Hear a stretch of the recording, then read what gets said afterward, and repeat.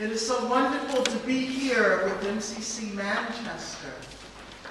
The last time I was here with Manchester, I think, was 14, 15 years ago. Maybe even a little longer, but that would make us older, Andy. It was yesterday. It was just yesterday. I think it was probably around 1994.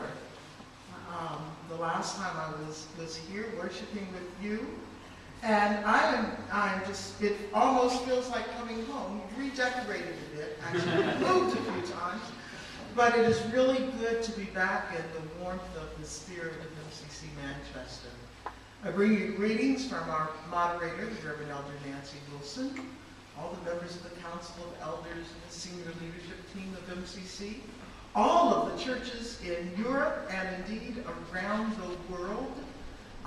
You have quite the reputation in our global movement.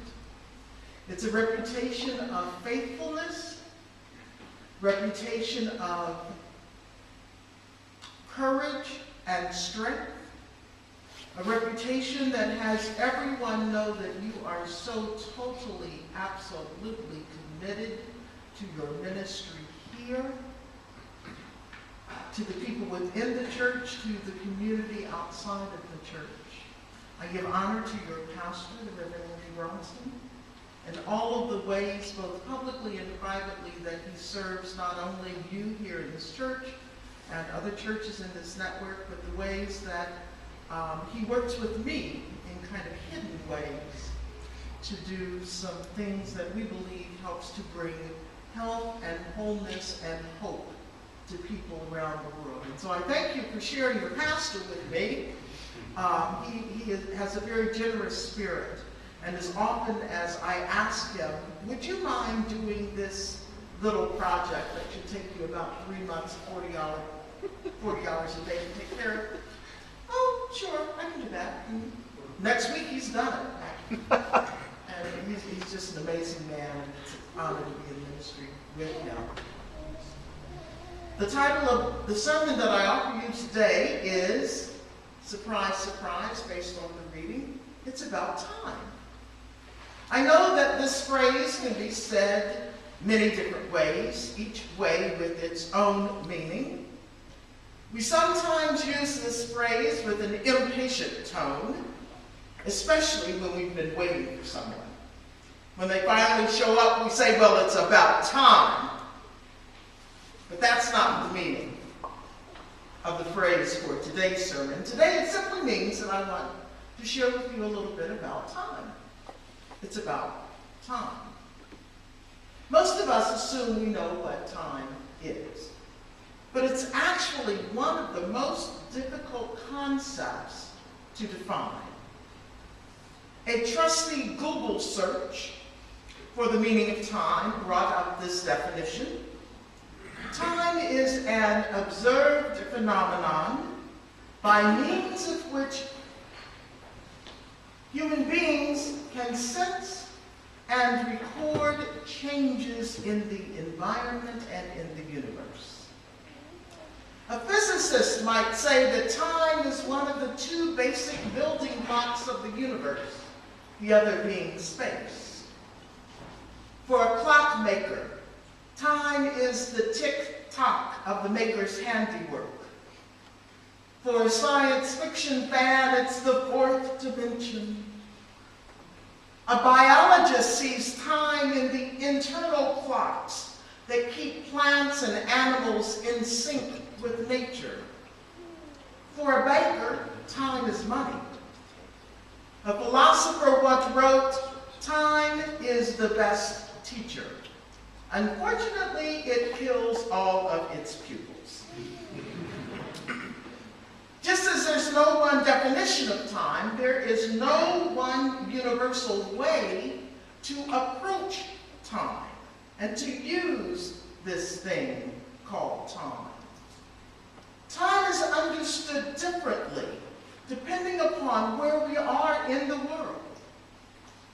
The cultures of most of the Western world and Northern Hemisphere place a very high value on being on time. We are very busy people. We try to fit as many different things into a day as we possibly can. Because there's not enough time to do it all, punctuality is very important to us. I imagine that we are even expecting this sermon to end on time. We want our activities to have a predetermined, pre-announced duration. And no matter what might happen in the midst of that activity, we expect to stick to the allotted time.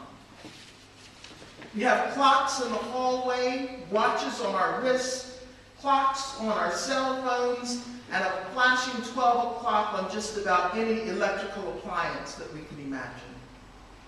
We set alarms to wake us up, so that time reports at work and get to class by the bell at school. We organize our day by the opening times and closing times at the local shops and or fashion boutique. Women at the shops, men at the fashion boutique, but that's a different conversation. We rush about from one thing to another, and we get mad about all of the time we waste just waiting in line or on the M5. There are even a few of us, I imagine, who even schedule our spontaneous moments. Having lived in South Africa and in Latin America, I've learned that time really is viewed differently in other parts of the world. While those in the north talk about being on time, many from the southern hemisphere live in time. To them, today is a gift and tomorrow is not promised. So each moment is precious because time cannot be controlled. One of my favorite sayings from South Africa is, don't rush a slow thing. Don't rush a slow thing. Things take the time that they take. In Mexico, where I lived for 5 years, even a simple meal can last for hours when it's shared with family and friends. In Latin culture, mealtime is not used so much to satisfy the hunger of the body as it is to savor the flavors of the food and the texture of the conversation. My African and Latino friends have taught me that it really can be better to experience the fullness of being in the time of the thing than to be on time for the next one. Many of us, however, do primarily understand and use time as simply a way to record the ticking of a clock. This understanding of time is what the biblical Greek word chronos means. Time as it ticks away, second by second, minute by minute, and hour by hour. Usually we hardly notice or care about the passage of time. We don't sense that any one time is more special than another time. Indeed, time really can be just chronos. Tick, tock, tick, tock. At other times, though, we experience time as something else. Time as a special moment filled with profound meaning. When I'm present working with the dying, it puts me in that kind of time. September 11th, 2001 is that kind of time. March 9th, 2010 is that kind of time to my beloved Candy and me, because it was on that day that time stood still as we were legally married. And for that kind of time, the Bible uses the word kairos. Kairos is a special time, a time that is filled full.